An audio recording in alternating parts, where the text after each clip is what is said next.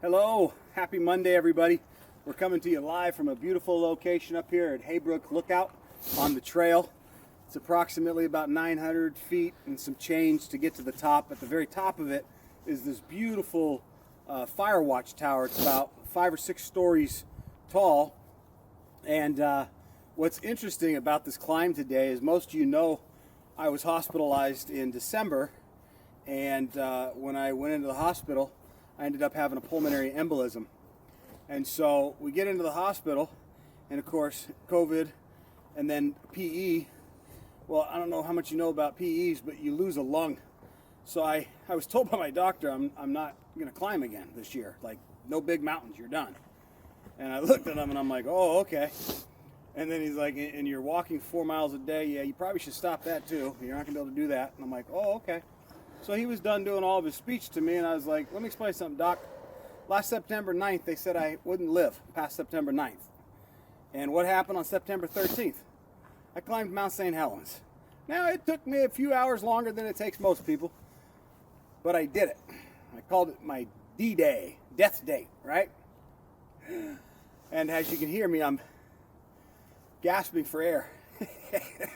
It's because I'm one lung down. So I have my left side of the lungs functioning great. This side, we'll see what happens. It's going to rehab and be great also. The last time I went through this experience, it took like 6 months of rehab. There was no walking. There was none of that. It was small stuff from here to the living room. You know, that'd be an accomplishment. But see, I've learned something, folks. If you want big things to happen in your life, you got to perform big feats.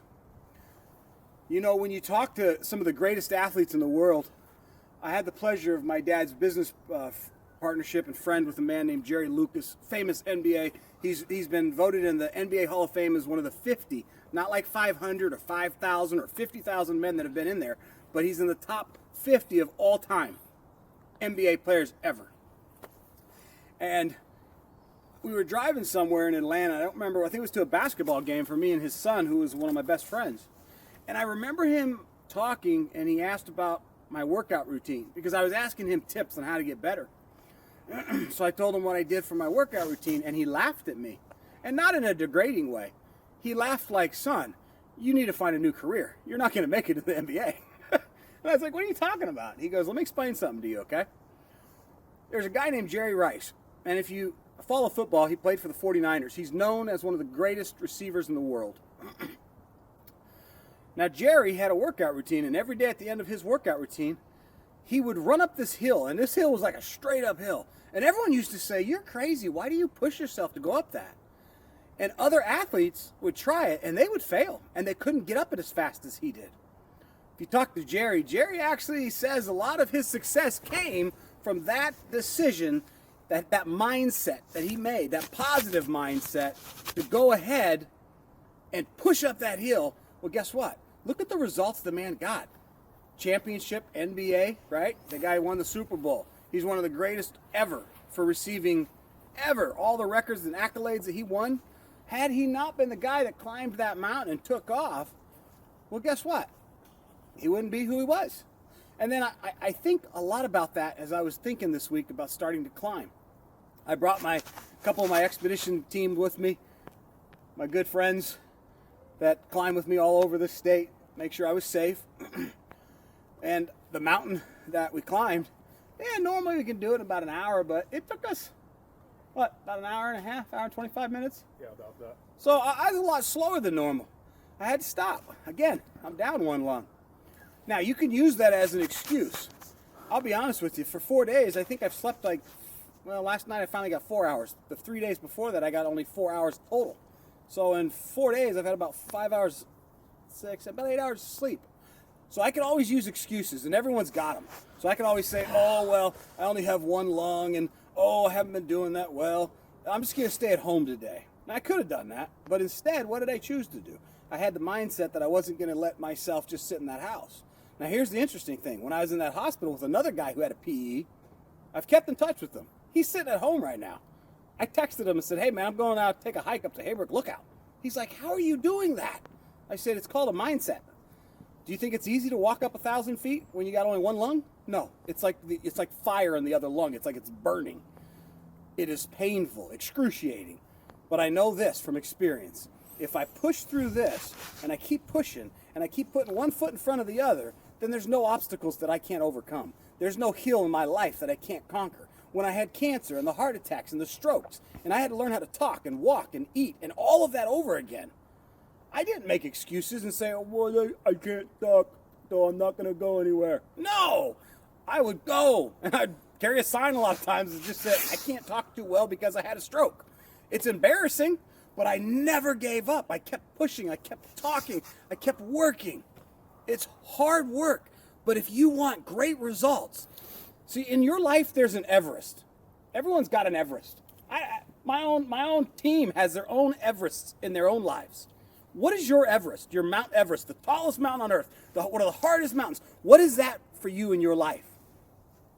I don't know. Maybe it's your health. For me right now, it's definitely my health. And you're talking to somebody for the last 15 years who's had some of the worst health you could imagine. It all just blew up. I mean, I was 375 pounds. I was just dying. I had 2 heart attacks in 1 week. My first 2 was on a Saturday, and then the following Saturday I had the second one. And then I had 2 more. Then I had the strokes, and then I had the TIAs, and then the tumors, and all of the night. I could have threw in the towel a long time ago, and I had every reason to justify why I could throw the towel in.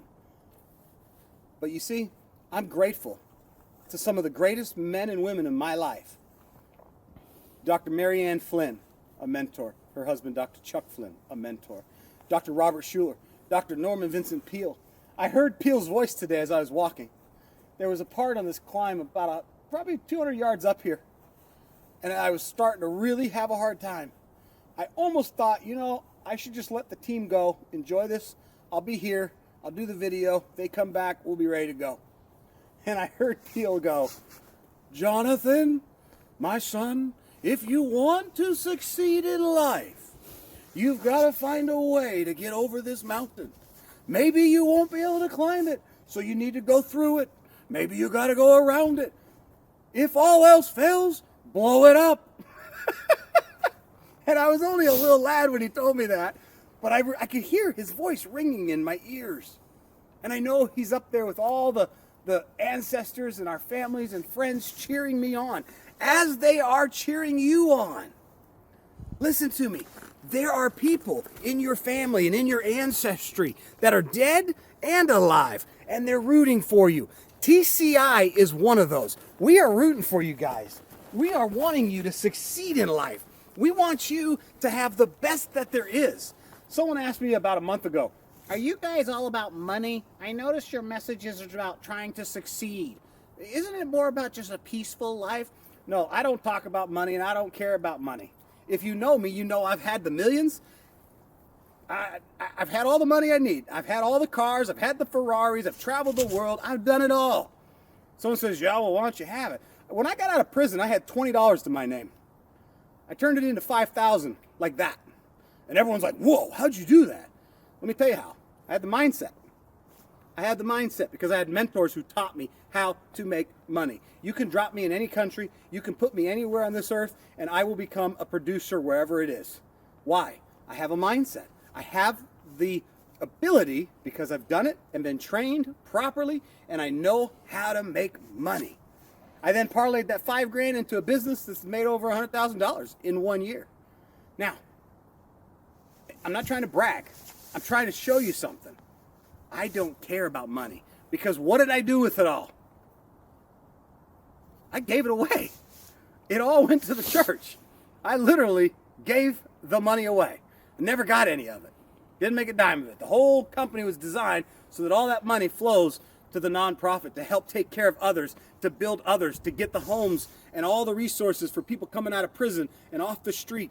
All that money, it just goes there. We don't care about money. Here's what money is. Money is freedom.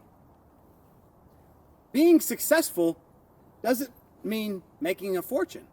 Being successful, I have a sweet lady, she's a friend, she's part of my church back east. She's a bus driver. She is so successful now as a bus driver. The kids love her. she's able to speak life into them positively on a daily basis. She still makes the same amount of money, right? But she got 2 pay raises when nobody else did. At her school, she got 2 pay raises. How did she do that? Real simple. She now has a mindset to succeed. So wherever you're at, I don't care if you're trying to make millions of dollars or you're just trying to get up a hill with one lung. What do you want to do? Whatever it is you want to do, you have to have big dreams. And you have to take little steps to get to that big dream. You see, I didn't just climb this 1,000 feet by myself. I climbed it with my team. And my team had to help me the whole way up. See, the word team, if you spell it, T-E-A-M, that spells team, right? What does team spell? Together, everyone achieves more. And I know a few of you out there go, oh yeah, I heard that in the 70s. It's an old saying in the sales world. You bet it is. Those old little cliches, if you believe it, you can achieve it. Don't laugh at that. Because here's the funny part. One of the guys that I was in high school with, he laughed at me as I was growing up. But dude, if you can believe it, you can achieve it. Okay, loser. I went back and saw that guy about 20 years later. Now, he called me the loser. I got back to meet him. He's making about $15,000 a year. I was making that on an every 2-week basis. So I made in 2 weeks what he made in a year. Now, I could have been a jerk. I wanted to be. As a human, I wanted to be a jerk to the guy because he made fun of me my whole time in high school about how all that, you can't just believe that crap. That's positive thinking stuff doesn't work. Well, I stuck with it, luckily. And my mindset is so solid that now when I have a pulmonary embolism, I don't sit in the bed. I get out and climb 1,000-foot mountains because I refuse to die in a bed on the side of a hospital gurney or anywhere else. I refuse to sit by and let life pass me by. I've got dreams and I've got goals and I'm going to accomplish every single one of them. I might miss a few, but here's the funny part. 20 years later, I looked at him and I said, brother, there's time to make a change. He goes, what are you talking about, man? I'm a loser. I only make 15 grand. I'm working at a fast food restaurant. I helped him. And he's not a millionaire, but you know what? He's actually in a job now at a company that I helped get him a job at. And I've been able to mentor him on how to speak to people and how to talk to people because he has no communication skills. He has none of it. But in doing so, this guy now tripled his income in that year. Tripled it. Now, why? Not me. It's called a mindset. It's called goals. It's real simple. What are your goals for 2022? Open your book and show me. If you don't have a book with your goals written in them for the year, you are not going to make your goals. I am sorry. You need to have goals. I had this on the books the day I went into the hospital. I said to myself, this is going to be a tough one. If I make it out of this, and the guys on this team right now with me, they were there watching me, literally at death's door. I mean, they were knocking. The Grim Reapers were coming. Except they wouldn't come in my room. Why was that? They came for the guy in the bed next to me at the hospital. He died. Matter of fact, that's the reason I left the hospital. He was dead for 15 minutes before they sent somebody in. But see, I had a different mindset. My mindset is I'm not going to quit. I'm not going to stop. I'm going to keep climbing, keep pushing. So what is your mindset right now? What are your goals for 2022? And what are you going to do about all of that? And so I just want to encourage you guys as you do your obstacles and you're looking at your Everest right now. And that Everest could be a divorce. Your Everest could be the Department of Corrections. Your Everest could be your family, your mom, your husband, your children, your job. Your Everest could be a lot of things. What is the Everest in your life? So you need to first evaluate what are your goals for the year. You need to evaluate where you want to be at the end of the year. Come a little closer. And then on top of that, what you need to do is you want to figure out what it is you're going to do and the steps you're going to take to get to that top. So when you look at your Everest, what is it? In my case, it's my health. So having all of these health problems, I have to go ahead and look at that as Mount Everest, right? And how do you get up Mount Everest? You literally have to train, and then you go there and you spend like 2 months acclimating and going up certain levels, coming down, going up certain levels, coming down, back and forth, back and forth. It's called training. Well, life's no different, guys. You want to become successful, you want to have a successful marriage, you want to have a successful relationship with your family, it doesn't come because you get old. I love meeting old people. I used to say this, when you get old, you're wiser. Guess what? I never could be farther from the truth. I know a lot of old dumb people, okay? And I was one of them. Just because you're old doesn't make you smart. If you are old and you've learned from your mistakes, then absolutely you are wise. So what are you doing with your life? Let's look at your year. Let's analyze what your goals are. Let's look at what your Everest is, and let's take baby steps, one foot in front of the other. Suck it up, Buttercup, because that's what I did today with my team. One lung, we sucked it up and climbed this mountain. Now, it's only 1,000 feet. That's nothing, right? I mean, we did Mount St. Helens. What was that, 8,700 feet? Something like that. Yeah. So this, nothing. But today, I'll be honest with you, this was Everest to me. I didn't think I was going to make it up there. It was very hard. But I had the mindset. I surrounded myself with great men who have a positive mindset. I surrounded myself with a team who's encouraging me and promoting me, reminding me to be safe, reminding me to take a breath, slow down a little, Rev, let's take it easy. That's how you do it. Surround yourself with great men and women who can help you accomplish your goals. Let's not waste another day. See, I've wasted a lot of time in my life. I'm not wasting another ounce of energy and time on dead things. Behind me, you see this beautiful forest and this massive rock. I want you to look specifically right here. Get my camera guy to get a shot of it. What you see right there as he's shooting that, this is massive rock. It's a granite, and this granite is not moving. That granite is solid, locked in, been there for a gazillion years and going to be there for another gazillion. Now, your mindset needs to be like that, solid, strong, but yet pliable. You see, it's no good to have a solid mindset and never learn to grow. I've got many people that have awesome mindsets, but here's the problem. We think once we've arrived, like the top, you got to the top of the mountain, you think, oh, I'm all done, it's over, right? No, it's not over. You got the hardest part, which is actually coming down the mountain. Most accidents occur on the way down, not on the way up, because our ego got in the way. Our ego says, I've accomplished it, I'm done. Well, guess what? That ego is what kills us, and it breaks us. And our mindset might be positive, but sometimes we got to change our mindset. I've noticed over the years, my mindset specifically, and that of those around me, they've evolved. And a person that's in my life as a mentor, they speak into my mindset every week. Hey, JB, I noticed something. You're doing this. Why? And I explain why. Yeah, maybe you should evaluate that. Okay, but that's my mindset.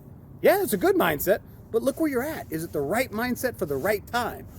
Oh, you mean I got to change my mindset depending on the timing? You bet. You bet. The mindset has to change on your circumstances, your situation, your location, the time, all of that. But there are basic things that it doesn't change. And one of them is real simple. It's trying to get from point A to point B. For some of you, that is simply just trying to get a job. Right now, you're broke and homeless and you're trying to find employment. Getting to there is your Mount Everest. For others, it's trying to process the loss of a child. It's something I've had to deal with. It's tough, and I understand that. I know that mindset, and I know that those watching this that are going through that are having a hard time with it. And to you, it's Everest, and it is. But I want to encourage you to tell you, you're going to get through it. You're going to make it. You're going to accomplish your goals. You're going to have those kids. You're going to accomplish everything you want. My cameraman's eventually going to be able to hold that thing without it moving 50,000 different times. I always like taking digs at them. It's hard to hold it. But here's the thing. I'm going to wrap this up, but I want you guys to remember this. God loves you, so do I. TCI loves you. There was a prologue to this that we took up top on the thing at the Haybrook Lookout. It'll be the opening, so you probably already watched it. Don't forget to plug into the Facebook channel and the YouTube channel if you haven't already subscribed. Please share the videos. It's helping get the word out. Let's make sure, again, remember this. You can't change people. Stop trying to change everybody. There's only one person you can change. There's only one person in this world you can change, and that's you.